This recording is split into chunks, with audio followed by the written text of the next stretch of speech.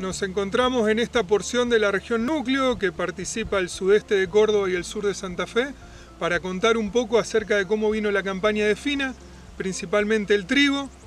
Una campaña muy golpeada, principalmente ante la escasez de su principal recurso agua. Tuvimos una muy mala recarga de otoño, con lotes que cerramos abril con 12, 20 milímetros en algunos casos, y arrancó la campaña y recién volvimos a tener precipitaciones los primeros días de septiembre, con lo cual hemos tenido cultivos muy estresados, principalmente en los ambientes con menor capacidad de almacenaje. No solamente el problema del agua, sino que también nos acompañó el tema de las heladas, que estuvimos por encima del promedio anual de heladas, pero eso no es mucho, sino las intensidades y duración que tuvimos. Tuvimos heladas que superaron las 12 horas y llegando a menos 8,5 grados centígrados. Si esto lo ponemos en concordancia con lo que está pasando con la escasez hídrica, los dos fenómenos complicaron mucho la historia del trigo en la zona. Unas heladas que durante el periodo de macollaje los cultivos lo venían resistiendo bastante bien, pero se complicó mucho con las heladas de septiembre posteriores a la lluvia. Veníamos con cultivos muy rustificados por este escenario de seca e intenso frío. Llueve un poco en los primeros días de septiembre, el cultivo sale y tenemos una helada que, si bien no fue muy fuerte, que llegó a menos 4, menos 5 en algunos lugares, se dio con un menos de 20% de humedad relativa, lo que se le dice la helada negra o seca. Eso terminó de deteriorar en gran proporción lo que son los trigos de la zona, que hoy están muy complicados. Si bien ahora recién empieza el periodo crítico del cultivo y depende de la fecha de siembra y material elegido, va a ser durante todo lo que queda de octubre su periodo crítico.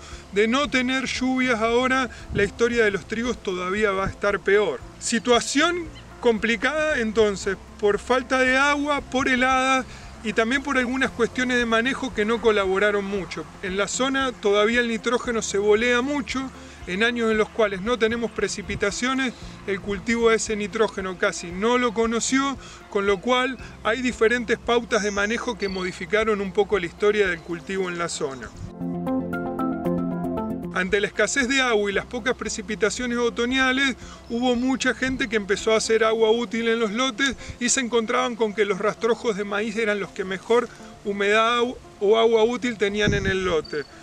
Se logró pasar algunos de esos lotes todavía se encuentran de una manera diferencial que el resto, siempre y cuando se hayan utilizado materiales con requerimiento a frío. Esto va tanto para los rastrojos de maíz, que son los más complicados con el tema del frío, como al resto, en un año en el cual las heladas no pararon. O sea que, ¿cómo pusimos el nitrógeno? Es importante también.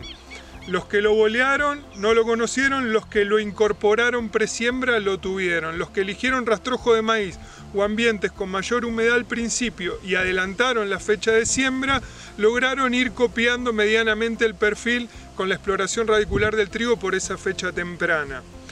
Entonces, y resumiendo, un año muy complicado, donde no tuvimos lluvia, donde no tuvimos recarga, donde no pudimos tener esas lluvias tampoco para que se incorpore el nitrógeno en muchas modalidades de fertilización, y a su vez también muy complicado por el tema helada. Si bien la película todavía queda abierta, cada vez nos queda menos margen para la recuperación de los cultivos, que si hoy uno sale y da una vuelta por la zona, están muy complicados en su gran mayoría.